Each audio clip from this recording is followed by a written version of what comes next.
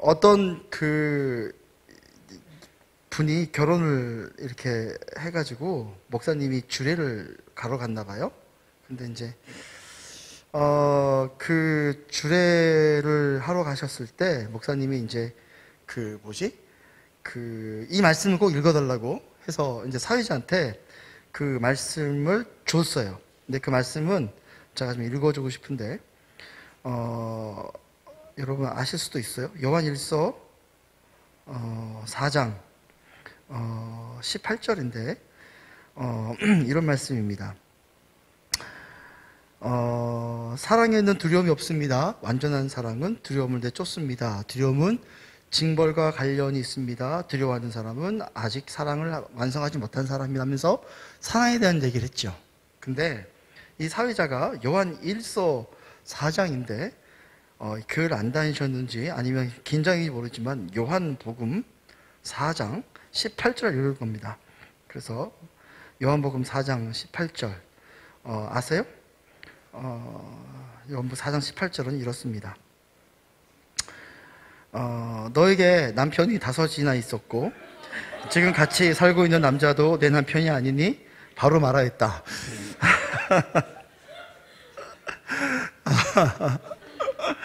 네, 여러분 그 주소를 잘못하면 이런 일이 발생하고 맙니다. 저는 이건 실은 그 누구죠? 유명한 사람들이 그 2시에 뭐죠? 컬투쇼인가? 거기서 나왔다는 내용이거든요. 저 그거 보면서 얼마나 지금 운전하고 서울에서 내려올 때 딱 이걸 옛날에 들으면서 잠이 확 깼는데 저는 이것을 보면서 예배에 대해서 다시 한번 좀 생각이 됐어요.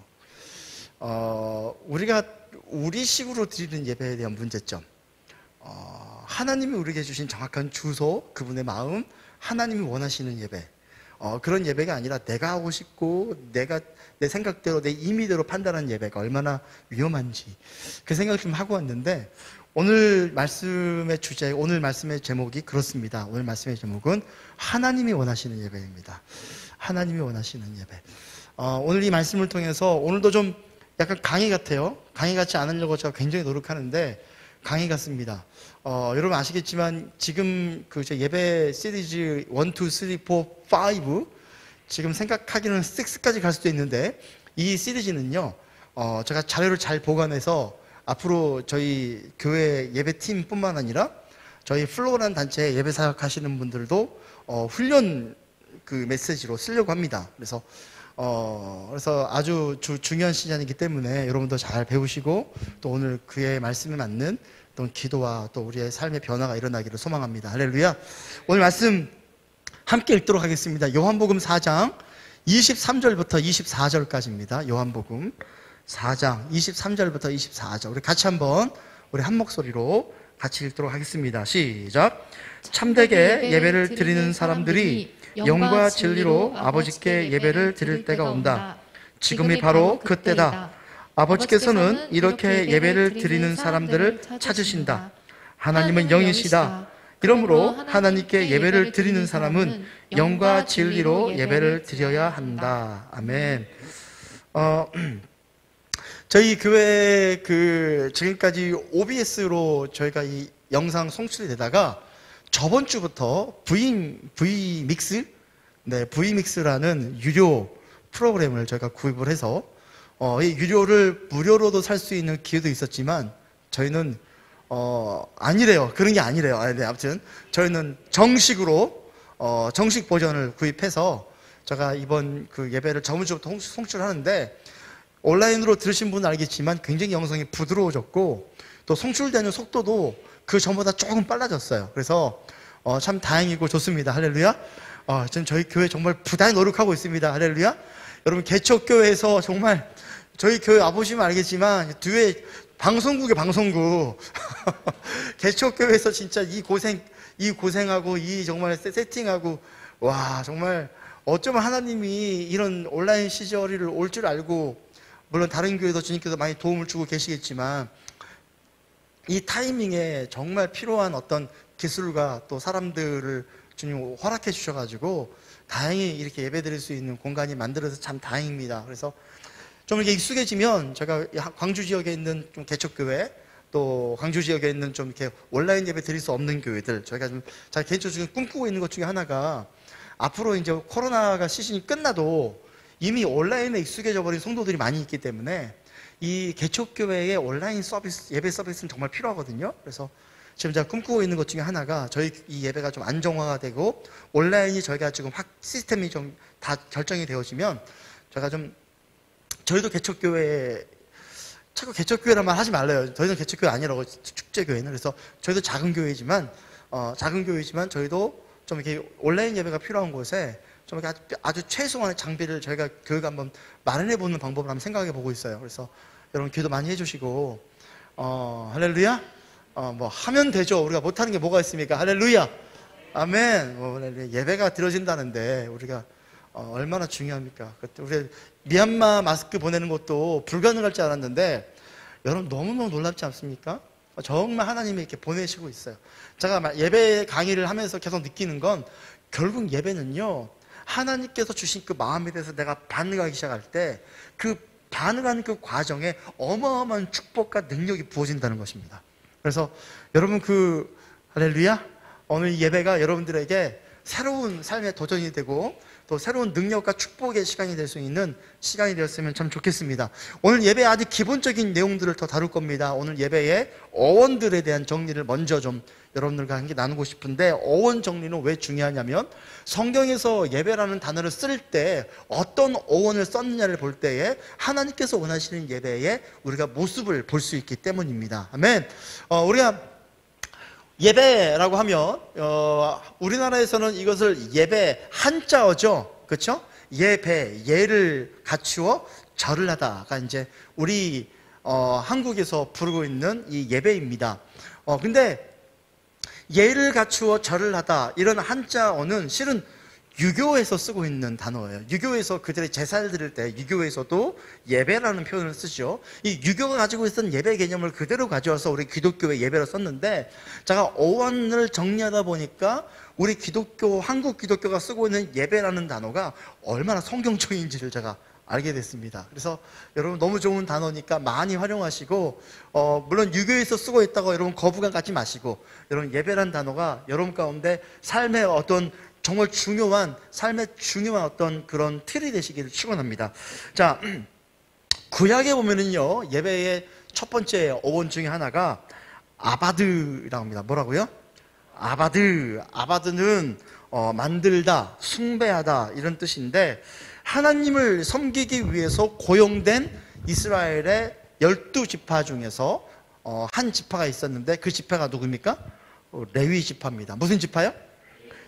12명의 아들은 바로 야곱이죠. 야곱의 12명의 아들이죠. 야곱의 이름이 나중에 무엇이 됩니까?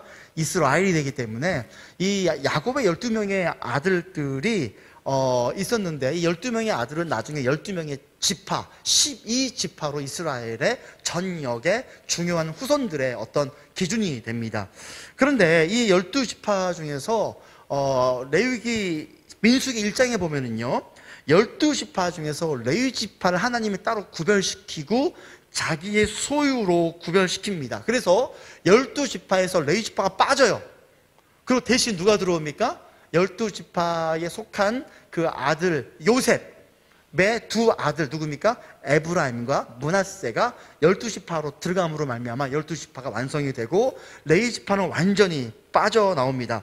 그래서 레위의 후손들은 예배를 섬기는, 제사를 드리는 특수한 어떤 후손이 되었고, 레위인이라는 말은 이스라엘 가운데 구약시대에는 제사장이라는 말과 이렇게 동급으로 사용되어졌습니다.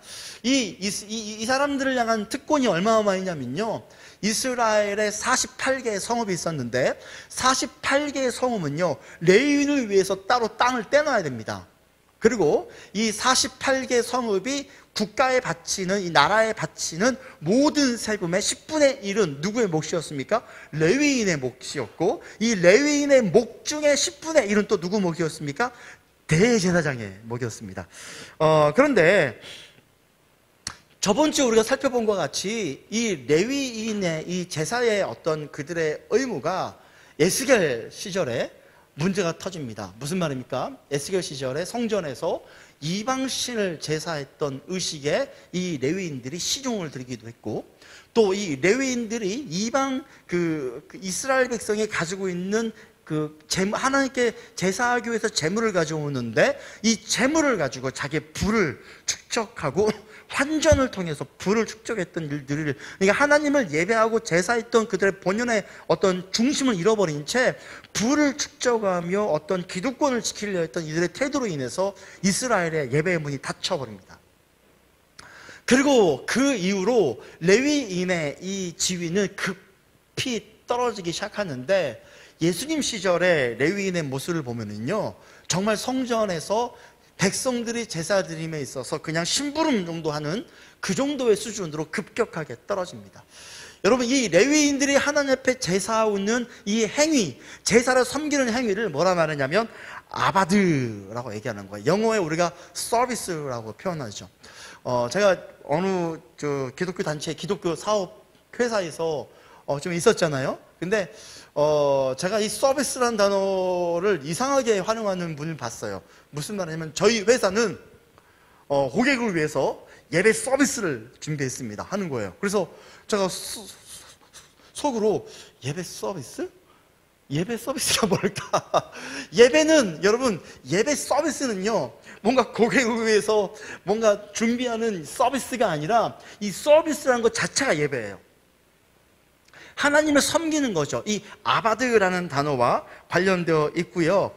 창세기 2장 15절에 하나님이 아담과 하와를 에덴에 넣으시고 에덴의 모든 것들을 아담과 하와에게 일임하실 때, 그때 바로 아담과 하와에게 아바드라는 단어를 썼습니다. 그게 무슨 말이냐면 하나님을 향하여 하는 모든 일이에요.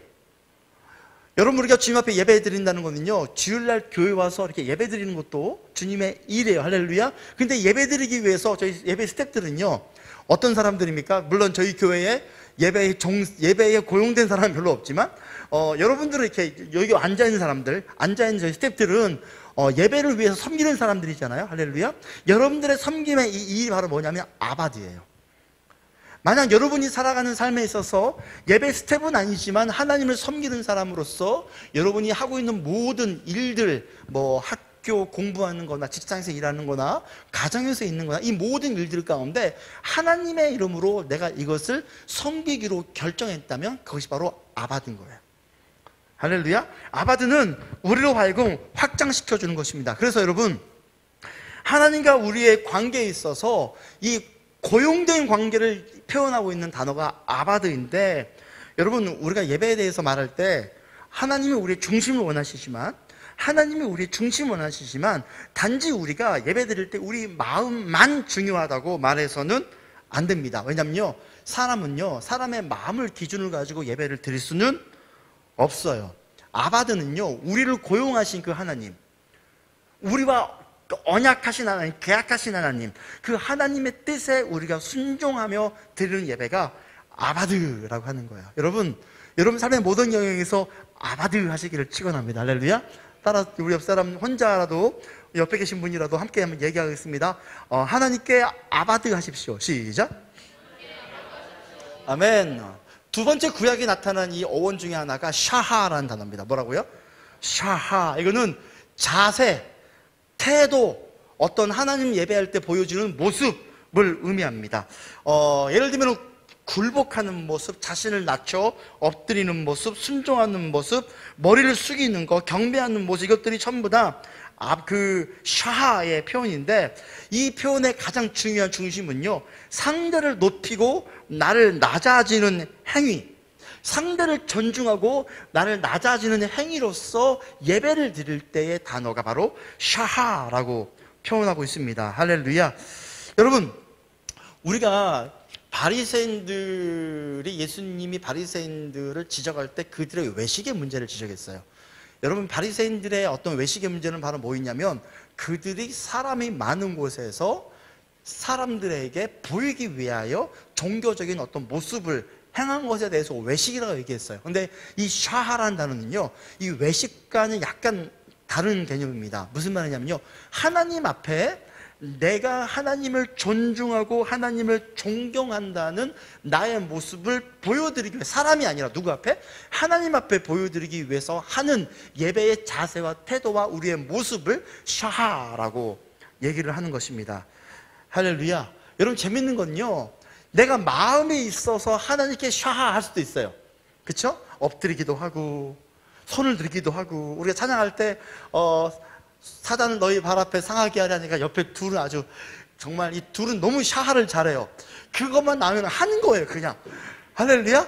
그냥 마음으로 우와 우와 우와 우와 내가 표현할 거야 이게 아니라, 이게 몸에 익숙해져 있어요. 아, 이 부분은 이렇게 해서 이렇게 하는 거야.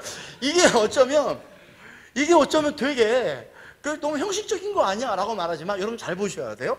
이런 샤하하는 행동이 결국은 또 내 마음을 움직여요. 예를 들면 우리 예배사역자학교 할 때, 이번에도 예배사역자학교 제가 온라인 했었는데, 예배사역자학교 할 때 그 시편의 찬양의 강법과 적용할 때 가장 사람들이 두려워하는 부분이 있는데, 그게 어떤 부분입니까? 엎드려입니다. 엎드려. 배를 깔고 엎드려. 물론 저희 예배팀들은 하도 많이 해서 그냥 엎드리거든요. 저도 하도 많이 해서 어느 순간에는 엎드림이 하나의 그냥 뭐 엎드리면 되지 뭐 이럴 때가 있어요. 근데 제가 너무 놀라운 사실은, 저조차도 나 꼭 엎드려야 돼? 형식이니까 뭐 해야 되니까 하지 뭐, 이렇게 엎드렸는데, 항상 매번 느끼지만 제가 엎드릴 때 갑자기 저게 쏟아지는 은혜가 있어요. 마음이 와, 내가 도대체 내 예배의 중심이 어디 있었나? 여러분, 우리가 찬양할 때 이 표현하는 것, 우리가 마음이 있어서 손을 들고 소리 지르고 춤추고 예배할 수도 있지만, 손을 들고 춤추고 예배하고 엎드리고 무릎 꿇고 이런 성경이 나타나는 것을 내가 따라하다 보면은요, 또한 반대로 뭐가 움직여요? 내 마음이 바뀔 때가 있어요. 여러분, 하나님께 샤하하시기를 축원합니다. 할렐루야. 뭐 하시라고요? 샤하. 아멘. 그리고 신약으로 넘어옵니다. 신약으로 넘어오면요, 또 한 중간에 단어가 하나 있는데, 신약이 넘어오면요, 프로스퀴네오라는 뜻이 있습니다. 프로스퀴네오. 프로스는 영어의 접두어죠. 무엇을 향하여. 퀴네오는 영어가 지금 가지고 있는 키스의 원어입니다. 그러니까 프로스퀴네오는 무엇을 향하여 뭐하다? 키스하다, 입맞추다. 이 단어는 마태복음 2장 2절에 동방박사가 예수님을 맞이하러 왔을 때, 동방박사가 아기 예수께 내가 경배하러 왔다라고 말할 때 이 경배했던 단어가 프로스퀴네오였고, 마태복음 8장 2절에 이 한센병 환자, 성경 옛날 표현은 문둥병이라고 그러죠. 한센병 환자가 낫기를 구하고 예수님께 나아갔을 때 예수님께 절하며 나아갔는데, 그 절했다는 표현이 프로스퀴네오였으며, 우리가 오늘 말씀 읽었던 요한복음 4장 23절에 사마리아 여자와 예수께서 만나실 때 예수님이 사마리아 여인에게 예배를 언급하실 때 그때 사용했던 예배의 단어가 프로스퀴네오였습니다. 그리고 요한계시록에 24장로가 영광스러운 하나님의 그 보좌를 향하여 경배할 때 그 경배했던 모습을 프로스퀴네오라고 말하고 있고, 바울이 예루살렘에 올라갈 때 예배하러 간다 했을 때도 프로스퀴네오라고 썼으며, 예수님이 마귀의 시험을 받을 때 예수님이 오직 하나님만 경배하라 했다 하면서 말씀을 물리쳤을 때 하나님만 경배한다 할 때 그 경배도 바로 무엇입니까? 프로스퀴네오입니다. 프로스퀴네오는요, 존경하는 대상을 향하여 내가 행하는 존경의 행위들이에요. 무엇과 연관되어 있습니까? 구약에 아까 읽었던 무엇과? 샤하. 구약에 있는 샤하와 연결되어 있는 단어입니다. 여러분, 예수님께 자기 자신을 표현하는 것을 여러분 아쉬워하지 마십시오. 아까워하지 마시기를 축원합니다. 내가 지금 마음이, 내가 지금 상태가, 내가 지금 어려워. 여러분, 사람은요, 그냥 내 지금 힘들고 어렵고 하니까 주님 앞에 나와서 회복되는 거거든요. 아멘. 근데 예배 내내 힘들고 어려우니까 아무것도 안 할 거라고 버텨요. 여러분, 버티지 마세요. 예배에 나온 원래의 목적은 우리가 하나님께 예배함을 말미암아 우리가 변화되는 거예요. 아멘. 이 원래 가지고 있는 이런 것들을 우리가 자꾸 무시하고 자꾸 내 중심으로 예배를 드리는 거예요. 나는 힘드니까, 나는 어려우니까, 마음이 불편하니까. 여러분, 여기에 멈춰있지 마세요. 하세요. 할렐루야. 전 정말 원하는 건 저희 교회, 저도 참 이게 안 되긴 한데, 저도 그런 게 있어요. 굳이 찬양인도 하다가 저도 가끔씩, 이렇게, 저도 20년 넘게 찬양인도를 했는데, 할렐루야? 20년이 뭐야? 제가 중학교 때부터 숫자로 해야 하면 30년이죠. 아무튼 엄청난 예배인도를 중학교 2학년 때부터 지금까지 찬양인도 했어요. 미쳤죠? 여러분, 찬양인도 항상 질리지 않은데 질리지가 않아요. 할렐루야. 아멘? 근데 지금도 찬양인도 하다가, 와, 정말 이 표현은 무릎 꿇지 않으면 표현되지 않는 그런 가사야. 이런 것들이 있거든요. 근데 제가 그때마다 저를 쳐서 꼬꾸라뜨려야 되는데, 주님의 뜻을 자꾸 쳐서 제 뜻을 세워요. 굳이 할 사람들 하겠지. 이렇게. 저도 좀 그런 좀 변화가 있어야 되는데, 여러분, 우리 축제교회 예배 드릴 때 조금 더 좀 적극적인 반응이 있으면 좋겠어요. 우리 온라인 안에 있을 때, 우리가 예배 사역자 학교 때 말했던 건데, 온라인 안에 있을 때 내 집이라는 공간이 내가 점유하고 있는 공간이기 때문에 실은 그 공간 안에서 여러 가지 기억이 있어요. 그 공간 안에서 가끔씩 맥주도 한 캔 막 먹기도 하고, 가끔씩 그곳에서 이렇게 게임을 하며 막 이렇게 17 더하기 1 막 이런 얘기도 막 하기도 하고, 이런 나만의 습관이 묻어지는 공간이다 보니까 그 공간에서 뭔가 예배하는 행위를 한다는 게 약간 전라 사투리 여러워요. 뭐라고요? 여러워. 이거 우리 전라 사람 할 수 있는 공유된 단어입니다. 여러운 마음이 있어요. 뭔지 아세요? 처음 들어보신 분도 있어요? 미안하다. 너는 익사는 전라도, 할렐루야? 굳이 표현하자면 민망하죠. 굳이 표현하자면 민망한 건데, 여러분, 그런데 그 민망한 내 장소에서 하나님께 예배드리는 행위를 여러분이 해보시기를 축원합니다. 그러면 여러분이 있는 공간의 방의 공기가 달라집니다. 하나님의 임재의 기억이 쌓이기 시작합니다. 할렐루야. 아멘. 여러분, 프로스큐니어 하시기를 축원합니다. 할렐루야.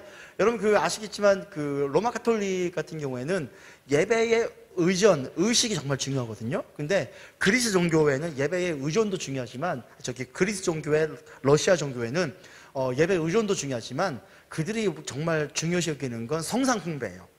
어떤 세워놓고 그걸 숭배하는 어떤 그런 행위를, 이런 어떤 샤하는 모습을 보이는 게 이들이 진짜 중요하거든요. 근데 제가 예전에 모스크바에 있는 러시아 종교회 성당에 갔었는데, 사람들이 정말 예배를 드리러 온 것보다는 그냥 세워져 있는 이 성상에 줄을 지어 가면서 그 성상에 입 맞추고 손대고 하는 게 그들의 예배예요.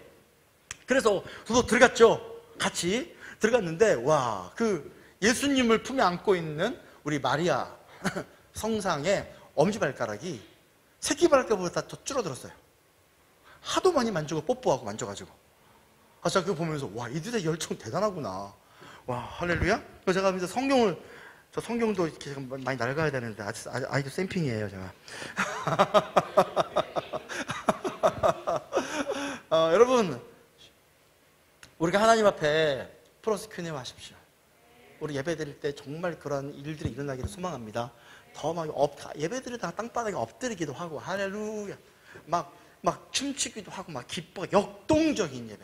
내가 굳이 해야 돼요? 이런 나로부터 오는 거 말고, 이 예배가 나로 하여금 반응해야 하는 그런 가사와 내용이 있다면 내가 반응하는 거죠. 성경이 나타나는 대로. 할렐루야. 자, 그 다음에 신약의 어원 중에 라트리레이아라는 게 있습니다. 라트리레이아는 우리가 이 라트리레이아는 바로 무슨 뜻이냐면 예배 의식, 예를 갖추는 것, 이것을 의미합니다. 예를 들면은 이제 제사장들이 장막에서 예배 의식을 지키는 것, 또한 저희 축제교회가 11시에 함께 모여서 함께 예배를 드리는 것, 이런 것들을 바로 라트레이아라고 합니다. 여러분, 그 예배 의식에 대해서 너무 우리가 마음이 중요하다. 축제교회는 동시대적인 예배 하면서 마음이 중요하다라고 얘기하지만, 여러분, 그러나 저희도 주님의 교회예요. 아멘? 저희가 예배 의식이 가지고 있는 의식들을 무시할 수는 없는 거예요.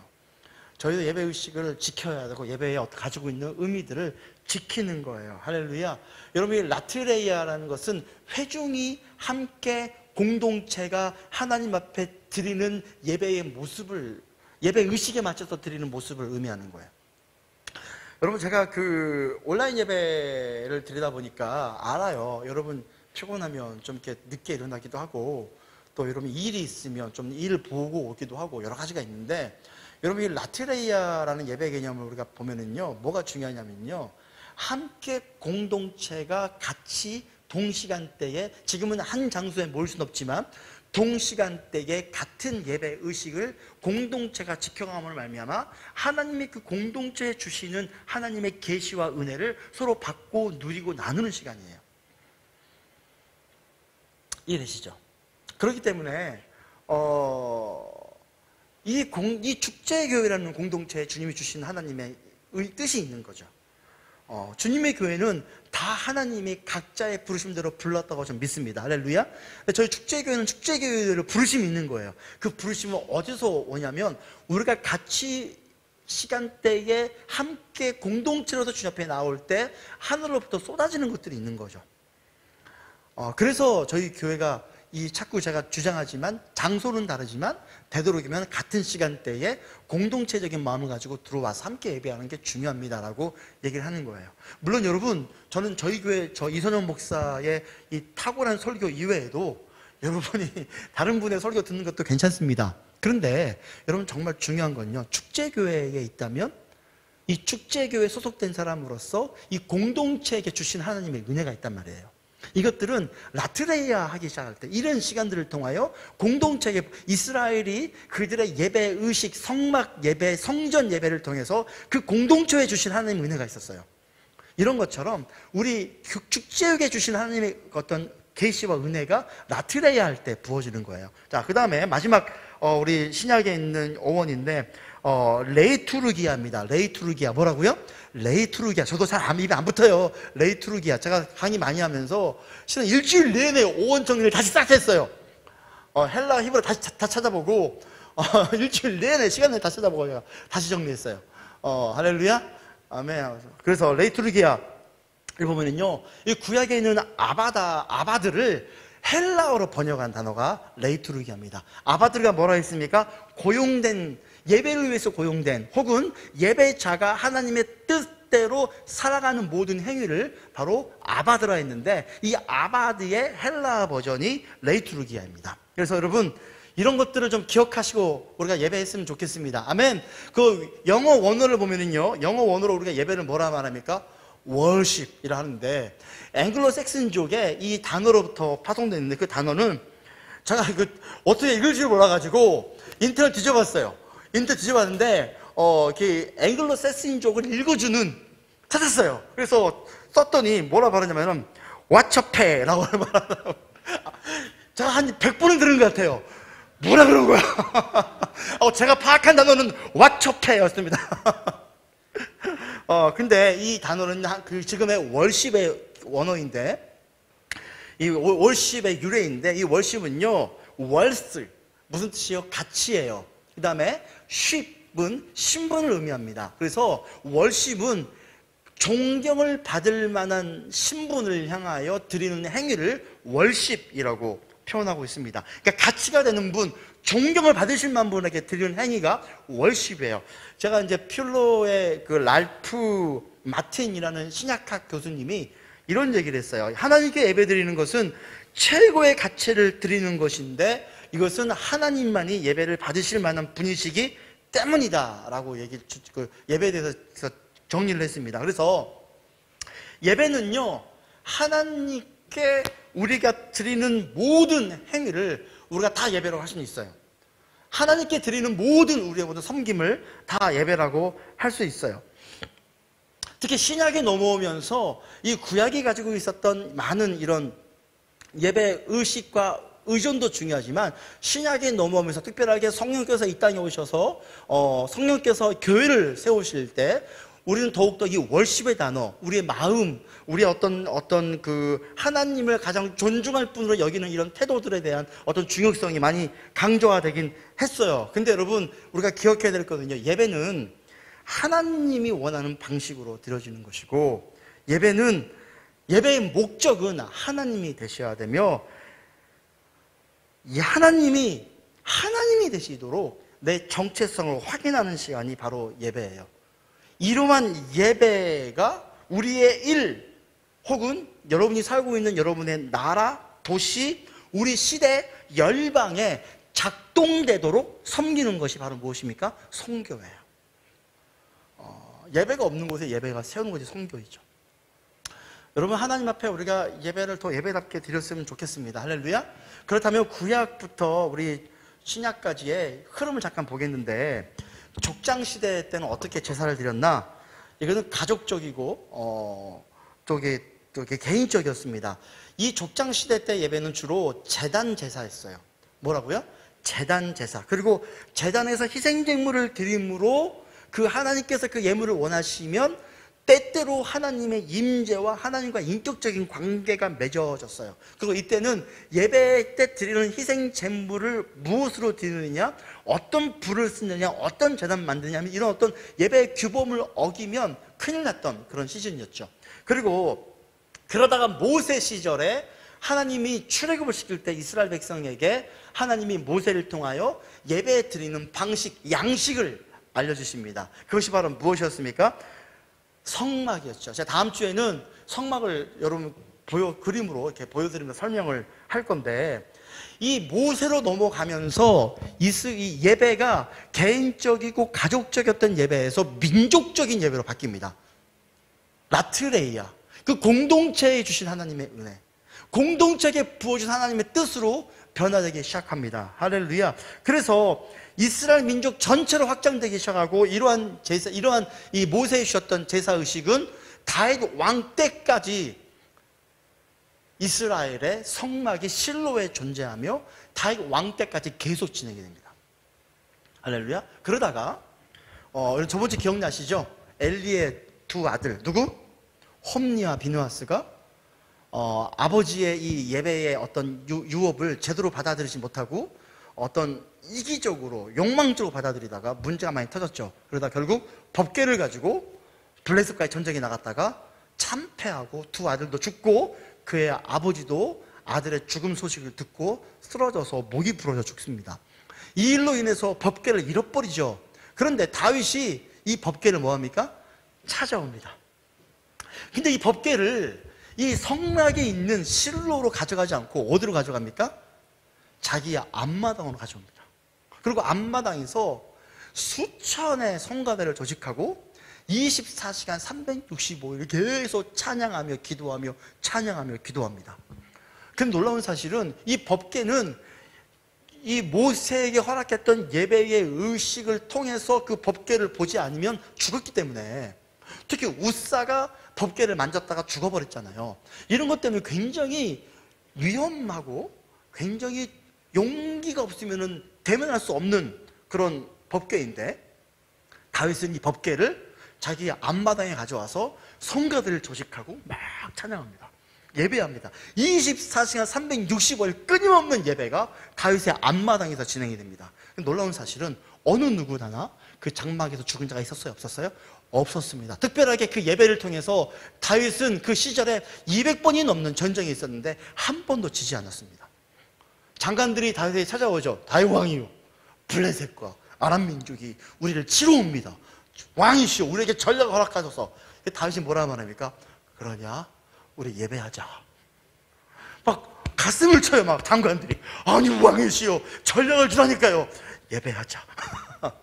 놀라운 사실은 예배만 마치고 나면 이 장관들과 다윗에게 주님이 동일하게 이 시즌을 이길 수 있는 전략이 막 열려지는 거죠. 여러분, 그래서 성경은 뭐라 말해요? 그 다윗을 향하여 하나님 마음에 가장 합한 자였다 라고 표현하고 있습니다. 여러분, 여기서 우리는 하나님께서 원하시는 예배의 그 중심을 볼 수 있어요. 모세를 통해서 엄청난 이런 예배 의식과 예배 순서를 통해서 예배를 드리도록 하나님이 허락해 주었지만, 하나님이 진짜 원했던 것은 이 모든 순서를 지키고 말미암아 우리의 무엇을 받고 싶은 거예요? 우리의 마음을 받고 싶었던 거예요. 할렐루야.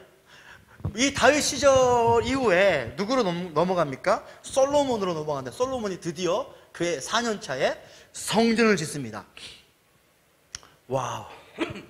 이 성전을 지을 때도 하나님이 모세에게 성막을 어떻게 짓고 예배를 어떻게 할 것인지 양식을 알려주셨던 것처럼 솔로몬에게도 이 성전을 어떻게 지을지 다 알려주셔가지고 솔로몬이 성전을 하나님께서 원하시는 대로 하나님 원하는 방식으로 다 지었어요.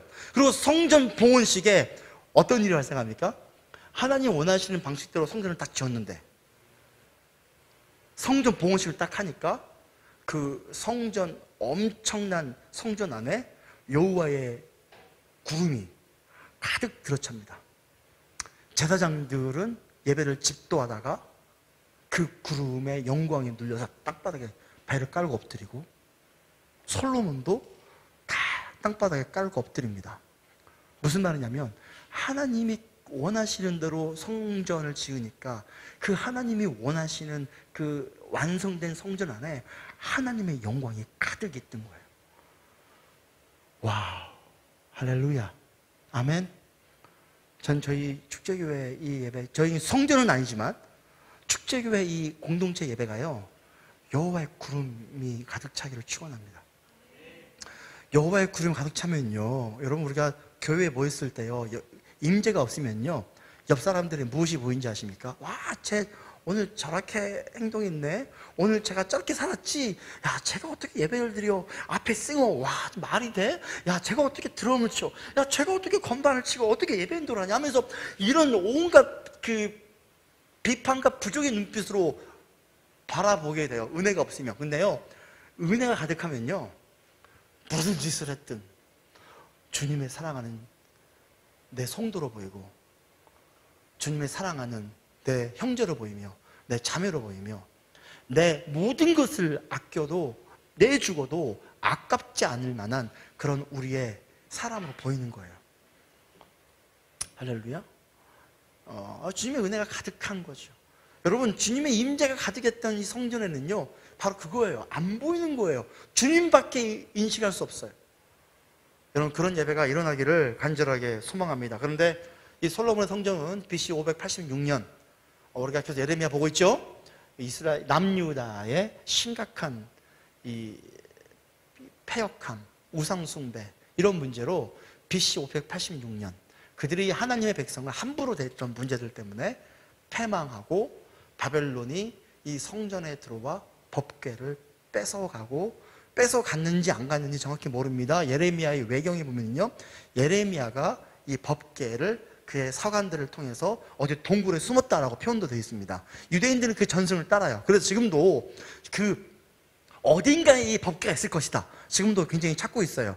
근데 이 바벨론이 들어와서 이 엄청난 이 금으로 발라놨던 벽에 있는 금들을 다 벗겨가고 부속들 다 벗겨가고 좋은 어떤 양질에 가지고 있었던 어떤 가죽들을 싹 뜯어가고 다 회파시켜버리죠. 그리고 포로 시대 이후에 다시 이제 이 페르시아 왕의 고레스 왕의 칙령으로 예루살렘으로 돌아오는데 그들이 성전을 짓기 시작하죠. 솔로몬만큼 때는 아니지만 이들이 성전을 정말 힘을 다해 짓습니다. 할렐루야. 그리고 성벽도 힘을 다해 짓습니다. 이제 이러는 과정 가운데 이들 가운데 새로운 어떤 종교의식이 싹 트는데 그게 바로 무엇이냐면 회당이에요. 뭐라고요?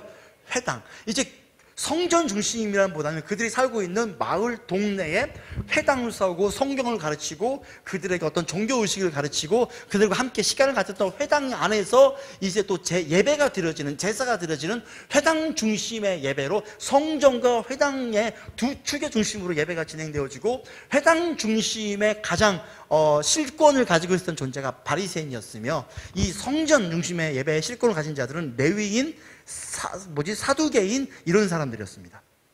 그러니까 이런 식으로 예배가 진행이 됐습니다. 그리고 초대교회에 와서 이제 드디어 할렐루야, 초대교회에 와서 성령께서 이 주님의 백성들에게 임하시니까, 예수님의 제자와 그 다른 사람들에게 임하시니까 그들이 권능을 받고 새로운 예배가 펼쳐지기 시작했는데 그들은 성전에 모이기를 힘썼다. 히브리 말씀에 성전에 모이기를 힘썼지만 성전에 모일 뿐만 아니라 그들을 핍박하고 있는 유대인들을 피해서 가정집을 돌면서 예배를 드렸으면, 무슨 말이냐면 그들이 예배를 드릴 수 있는 곳이냐면 어디든지 모여서 그들이 장소와 시간에 제한받지 않고 예배를 드렸어요. 아멘. 그들의 예배 주 특징은요, 떡을 떼며 주를 찬미했어요. 할렐루야. 그래서 제가 제일 저희 교회 아쉬운 점은요, 코로나로 떡을 못 뗀다는 거예요. 저희 교회 가장 좋은 것 중에 하나가 주일 점심밥이었거든요. 여러분 벌써 기억이 사라졌죠? 그 기억. 저희 교회에 가장 좋은 메리트 중에 하나가, 물론 완벽한 찬양 사역과 할렐루야, 우리 멋있는 우리 젊은 세대, 저희 교회는 다 젊잖아요. 우리 집사님들 다 젊어요. 젊은 세대 우리 교회 모습도 있지만, 저희 교회가 진짜 주일날 사람들이 오고 싶었던 가장 중요한 이유 중에 하나가 밥이었어요. 얼마나 맛있게들 하시는지. 할렐루야. 와, 진짜 이 설교 이쯤 되면은요, 밥 냄새가 코를 찌기 시작해서 우리 다 같이 배를 골마하며 목사님 빨리 끝내주시기를. 그 기억을 벌써 잃어버렸어. 우리는요, 잃어버렸어요. 그러지 않습니까? 여러분, 초대교회 예배 특징은요, 밥을 나눠 먹었어요. 성찬식 하듯이 밥을 나눠 먹었어요. 그들이 가진 모든 것들을 나눠서 나눠 먹었고, 심지어 초대교회에는 가난한 사람이 아무도 없었다라고 표현하고 있어요. 그 교회에 몰려든 사람들은요, 사회에 권력층이 있는 사람도 있었지만 심지어 황제를 모셨던 사람들도 있었어요. 근데 그 교회에 많은 사람들은 거리에 거린들도 많았어요. 또 병자들도 많았어요.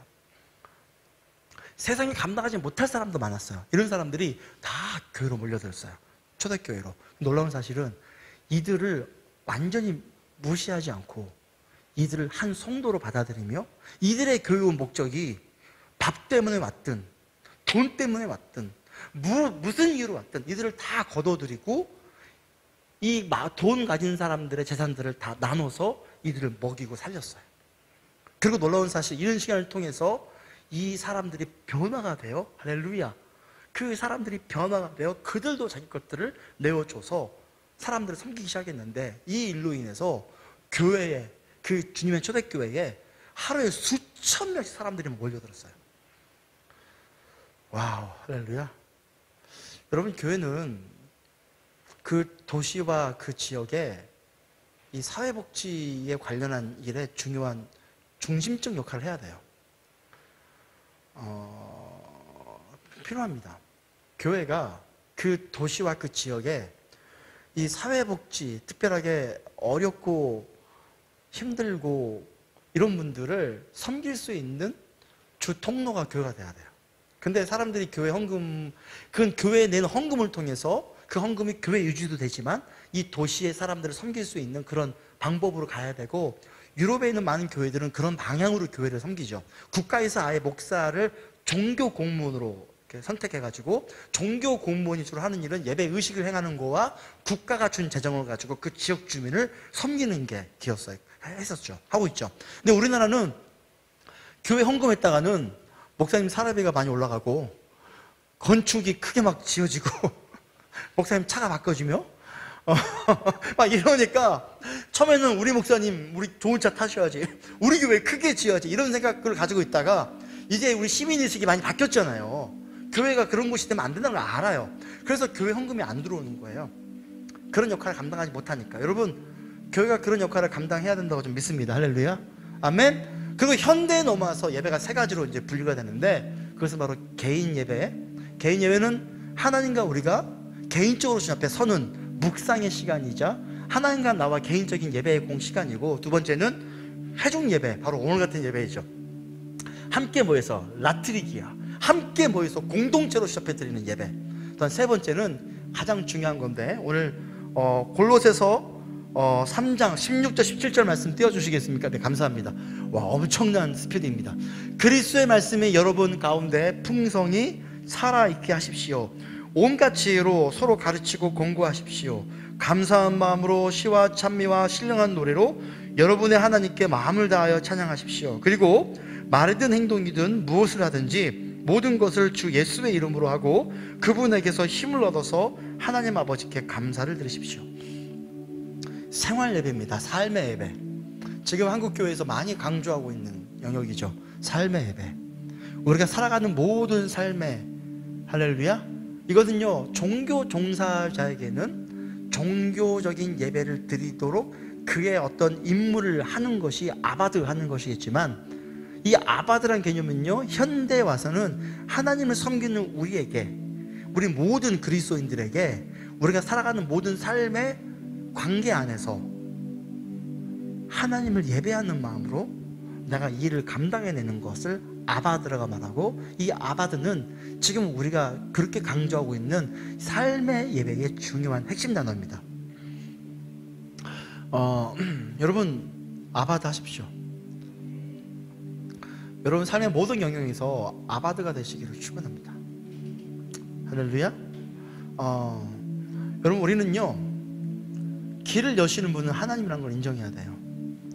하나님을 우리가 온전하게 예배하기 시작할 때, 이 성경에 나타난 모든 방법을 우리가 다 사용할 수는 없지만, 우리가 하나님 앞에 온전하게 예배 드리기 위하여 우리가 노력하며 그 온전함 가운데 하나님을 예배하기 시작할 때, 하나님이 우리가 이 땅에 살 수 있는 그분의 길을 열기 시작합니다. 그 길이 열리기 시작할 때 우리는 깨달아가요. 그 아바드의 삶이 무엇인지를 깨달아가고 더 풍성한 은혜와 그 감격 가운데 살아갈 수 있죠. 할렐루야. 아멘. 여러분, 아바드 합시다. 거기 찬양하고 함께 기도하도록 하겠습니다. 오늘 제가 찬양할게요.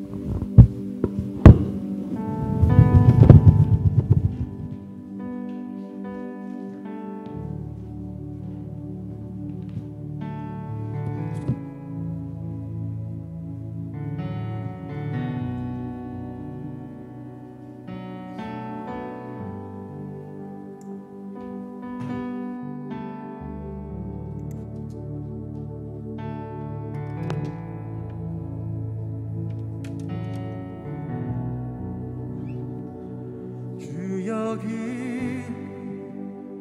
운행하시네. 나 경배해, 나 경배해. 주 여기 역사하시네. 나 경배해, 나 경배해. 주 여기 운행하시네. 나 경배해, 나 경배해. 주 여기 역사하시네. 나 경배해, 나 경배해. Waymaker, miracle worker, promise keeper, light in the darkness. My God, that is who you are. Waymaker, miracle worker, promise keeper, light in the darkness. My God, that is who you are. 우리 마음 만지시는 주, 나 경배해, 나 경배해. 우리 마음 치료하시네. 나 경배해, 나 경배해. 우리 삶 변화시키시네. 나 경배해, 나 경배해. 우리 마음 고치시는 주, 나 경배해,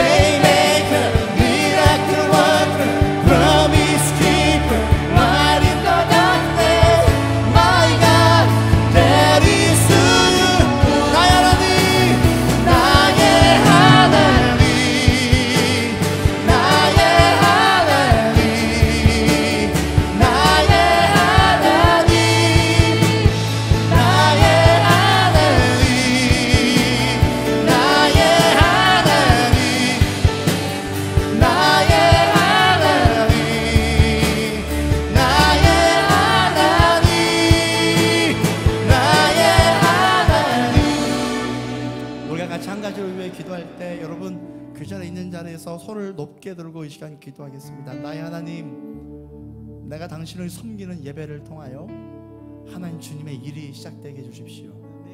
특별하게 여러분 결정하십시오. 내 마음과 상태와 내 느낌과 내 상황에 국한하는 것이 아니라 주님, 내가 먼저 주님께 샤하하게 해주십시오.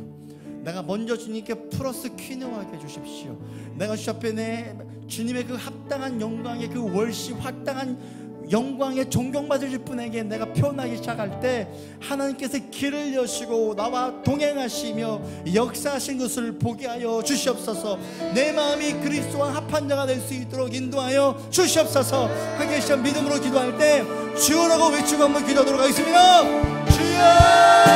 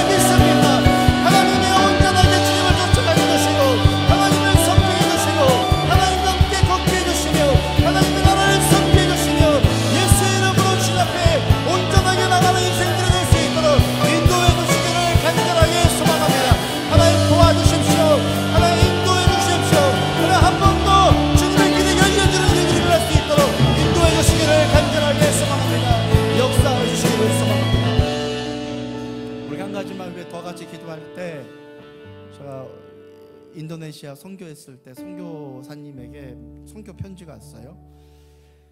한 3일 전에 인도에 큰 지진이 나가지고 지금 매일마다 사망자가 나오고 있습니다. 어제까지 49명의 사망자가 나왔습니다. 그리고 이 사망자는 겉으로 드러낸 사람들이고 건물과 이 잔해 더미에 깔려있는 수백 수천 명의 사람이 지금 생존을 놓고 굉장히 사투하고 있습니다. 여러분 이 시간 기도하십시다. 하나님, 인도네시아 땅에 이 지진으로 인하여 사투하고 있는 그 사람들의 생명을 보존해 주십시오. 그리고 하나님 그 나라를 주님 힘을 허락해 주십시오. 그리고 살 길이 열려지게 하여 주시옵소서. 함께 여러분 좀 손을 내밀고 그 인도네시아 땅을 향해서 함께 믿음으로 같이 구하며 기도하도록 하겠습니다. 같이 한번 기도하겠습니다. 하나님, 그 인도네시아 땅을 위해 기도합니다. 하나님, 그 땅의 지진으로 인하여 하나님 많은 사람이 죽음 가운데 있는 것을 저희가 알고 있습니다.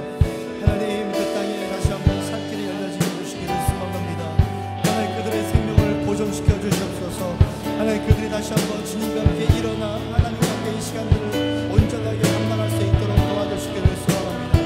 하나님이여, 그들의 이 급박한 상황 가운데 하나님 그 잔해 땅에 깔려 그들의 생사를 확인하고 그들의 사건을 벌이고 있는 그들에게 힘을 허락해 주시고 이길 수 있는 시간을 허락해 주시고 하나님 예수님의 능력으로 하나님의 능력으로 그들이 이 어려운 시기를 견뎌내고 이겨낼 수 있도록 도와주십시오. 하나님 저희 기도를 사용해 주시고 하나님 국가와 하나님 놀라운 지혜 백성이가 나라를 섬길 수 있는 그런 나라가 될 수 있도록 도와주시옵소서.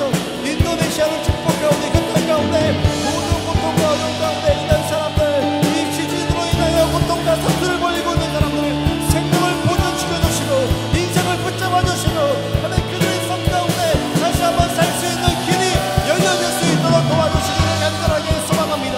하나님 도와주십시오. 역사해 주십시오. 하나님, 인도네시아 땅 위에 그 지진으로 인하여 큰 고통 가운데 있는 분들 주님께서 기억해 주십시오. 살 길이 열려지게 해주십시오. 생명이 보존되게 해주십시오. 고통과 고난 가운데 있는 그들의 그 비명을 주님 외면하지 마시고 하나님 그들과 함께하여 주시기를 소망합니다.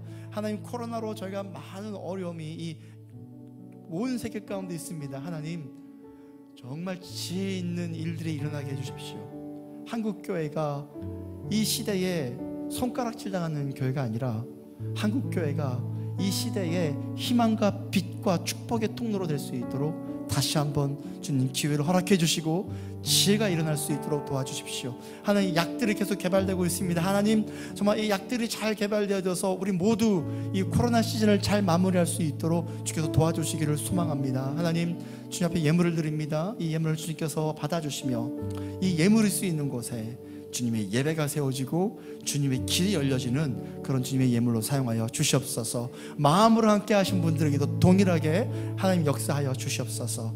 이제는 우리를 구원하신 예수 그리스도의 크신 사랑과 하나님의 크신 은혜와 성령님의 감화 감동 역사하심이 주님의 사랑으로 이 시대를 예배하며 살아내기를 원하는 저희 축제교회 성도들의 머리 위에와 저희 선교사님들의 손길 위에와 이 땅 가운데 고통받고 고난받고 있는 모든 사람들의 인생 위에 지금부터 영원토록 함께 계시기를 간절히 축원합니다. 아멘.